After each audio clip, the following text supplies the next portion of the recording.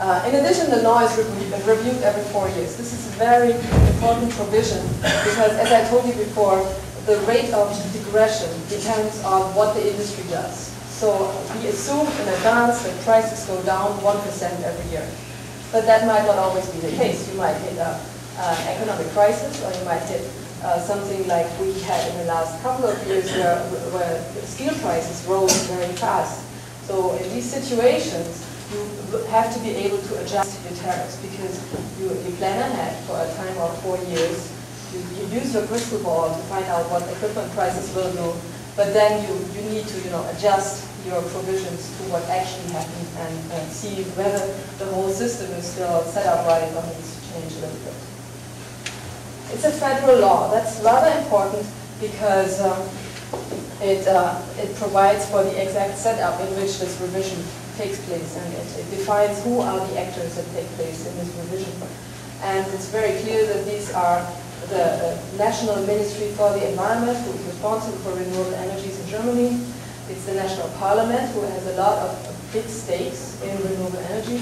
And it's the trade associations, and there are two groups of these associations. One is the group of the renewable energy equipment manufacturers, who obviously want to sell more and more of their equipment. And the other group of these trade associations are the traditional utilities, who obviously don't want this.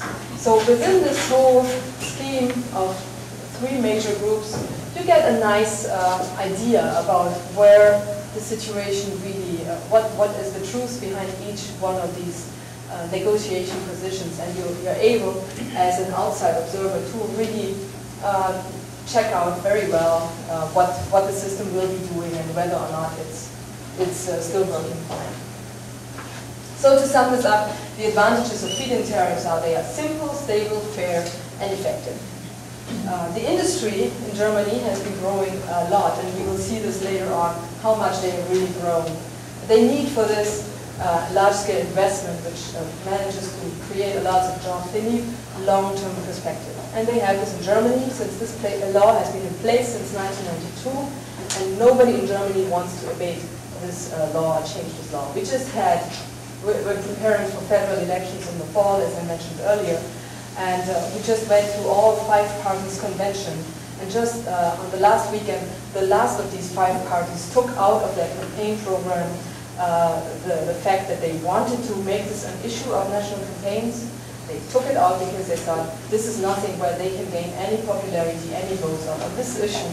Nobody will change their vote in favor of them just because they are the only ones who argue against this law. This shows you how uncontentious this law is in Germany. So everybody likes this. Industry does it too, but the operators too. So if you want to invest, wouldn't you appreciate a simple negotiation process with your utility?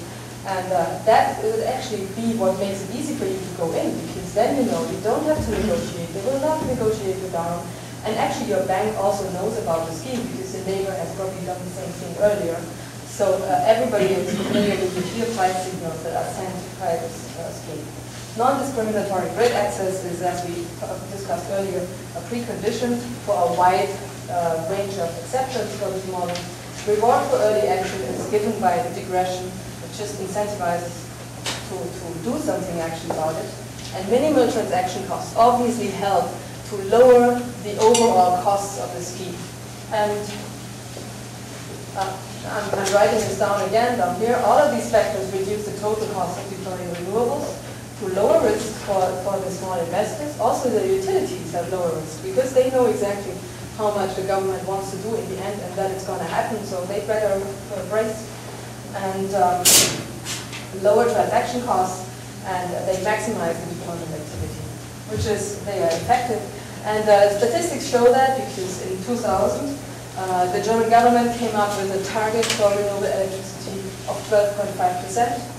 And we have exceeded the target already in 2007 with 14.7%.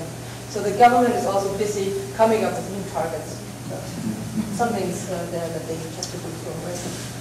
Also, if you look at the equipment prices, for example, if you compare the PV prices in Germany with those in Spain, we see that in Germany we have the lowest prices for solar PV modules in the whole world, even if we have this seemingly fixed expensive scheme.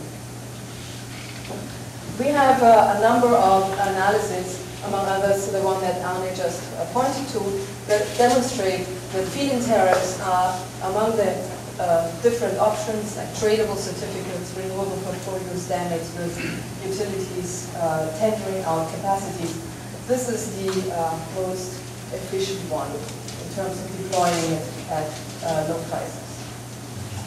Let me go into the costs and benefits. Of course, as I mentioned, we have to pay something for that. And here you can see the development of power prices for minor consumers like me. Now, this is the average price that consumers pay on the German market, and you will be shocked because it's 20.7 euro cents per kilowatt hour. And I'm sure you don't pay half as much here. But what is more shocking for a German consumer is, and I understand it's the same situation here, is the speed at which they have gone up over the last years. The 1 year that is not displayed here is the last year before deregulation of our industry. And since then, the industry has been able to charge electricity prices according to their sales prices, and only the wheeling and grid fees are actually regulated. So all the consumers basically say, point their fingers to the evil utilities and say, why are you going up so high in prices? I'm sure there is some reason why they do that. Maybe, among other things, the increases in energy prices on a global level, like coal prices. And I told you before that we are very dependent on coal in Germany. But definitely no consumer comes up with the idea, okay, not definitely, but I haven't heard any consumer that comes up with the idea saying that the orange bar is responsible for that overall growth. Because the orange bar is what we pay for renewable energies. And actually the feeling is more that people are happy to pay for renewable energies. If that warrants that we still phase out nuclear power, which people don't like it anymore.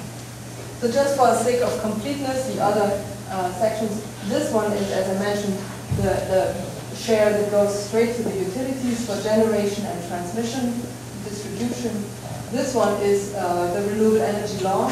This one is a similar provision for CHP, combined heat and power generation. And up here, this is all government taxes and levies.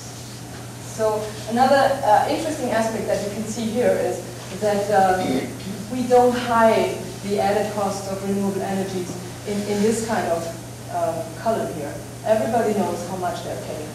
So that added transparency, while at the same time ensuring minimal transaction cost, is a good thing because it helps raise public understanding of the issue. These prices will go up, and we know that already, and everybody knows that who wants to be informed. So this is an old draft, an updated one exists, but I included here. This is where we are now. Today, the average household consumes 3,500 kilowatt hours per year and pays 2 euros per month for this deployment of renewable energy schemes. And since we pay for each installation for 20 years, and we're still keeping on adding installations, we know that we will become higher with that orange bar that I showed you in the last slide.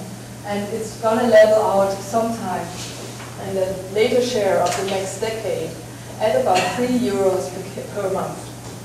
And we have done surveys of the industry, and some independent agencies do surveys and polls and ask the consumer whether they are shocked by that. And the overall response is no, they're willing to pay these 4 to 5% on their electricity bill if this helps the environment, basically.